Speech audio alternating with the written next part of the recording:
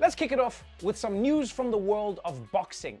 The only sport where it always looks like the athletes are just about to kiss. Watching grown men punch each other is the perfect way to work off some of that post-Thanksgiving aggression.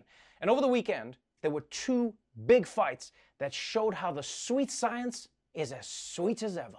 Saturday night, 54-year-old Mike Tyson fought 51-year-old Roy Jones Jr. 8 two-minute rounds over at Staples Center. The fight was unofficially ruled a draw by the judges ringside.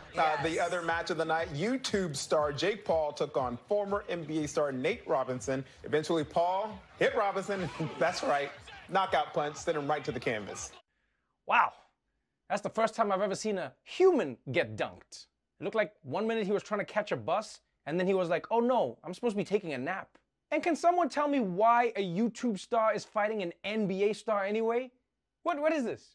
Is it just 2020 making shit up? It doesn't make sense. It sounds like they were just matching up professions out of a hat. And in the next fight, we'll see a Nobel physicist versus musical legend Tony Bennett. To me, the better fight was the main event between Mike Tyson and Roy Jones Jr. It was so much fun to watch. You know, two great boxers going head to head, you know, and they were moving, they still knew how to fight. Although, obviously, they're still in their 50s, you know, so it was kind of like watching a fight scene from The Irishman, except with double the amount of black people from The Irishman. Now, I know some people didn't think that this fight was worth the $50 that they paid on pay-per-view, but right now, people, this is the only place you can see two middle-aged men fighting. I mean, now that COVID has canceled all the Little League games, where else are you going to get that action, baby? Speaking of older men, let's move on to Joe Biden, president-elect, and the guy Don Jr. thinks is his new dad. It has been a little over 3 weeks since Biden was declared the winner of the 2020 election, and he's already hit the ground running. Well, maybe a little too hard. This morning, President-elect Biden on the mend, spending Sunday night at the doctor's office after twisting his ankle while playing with his dog Major, according to his transition team. Biden's doctor saying the president-elect, following a CT scan, sustained hairline fractures in his right foot and will likely require a walking boot for several weeks. Wow. Biden broke his foot playing with his dog? That is such a strange accident, or was it? Someone check who that dog voted for.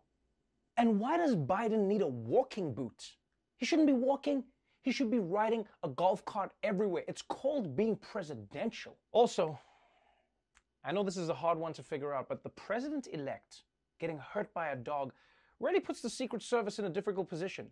Because how do they handle this? Down on the ground! Hands in the air!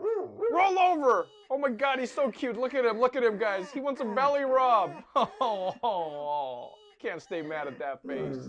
All right, but dogs or not, Joe Biden's got to be more careful, right? He broke his foot before he even got into office. At this rate, by the end of his first term, he's going to look like the vase your dad tried to fix. But once again, I am just relieved that America doesn't choose its leaders the same way Wakanda does. Because right now, that dog would officially be the new president of the United States. Is this your king? Is this your king? Moving on to the coronavirus pandemic. It's the reason your aunt finally stopped kissing you on the mouth. Dr. Fauci and other experts are warning that the United States is about to enter a wave within a wave, as the already skyrocketing number of cases gets a post-Thanksgiving surge. It's the only Thanksgiving leftover you don't look forward to. Well, after Brussels sprouts. And let's be honest, guys. Another surge is exactly what America doesn't need right now. Cases and hospitalizations are already breaking new records. And I know nobody wants to give up Christmas. But guys, maybe there are some traditions that we can do without. You will not see a lot of red noses in the city this year. That's because SantaCon, that pub crawl, has been canceled. The Flash Mob Meets pub crawl event raises money for charity, but they've been criticized because of some participants' booze-fueled antics. An announcement of the SantaCon website says, quote, "Remain home and stay on the good list. We're all in this together." What? SantaCon is canceled? No! Now how will children ever get to see Santa Claus passed out on the sidewalk without pants? Those poor kids are losing out on a tradition.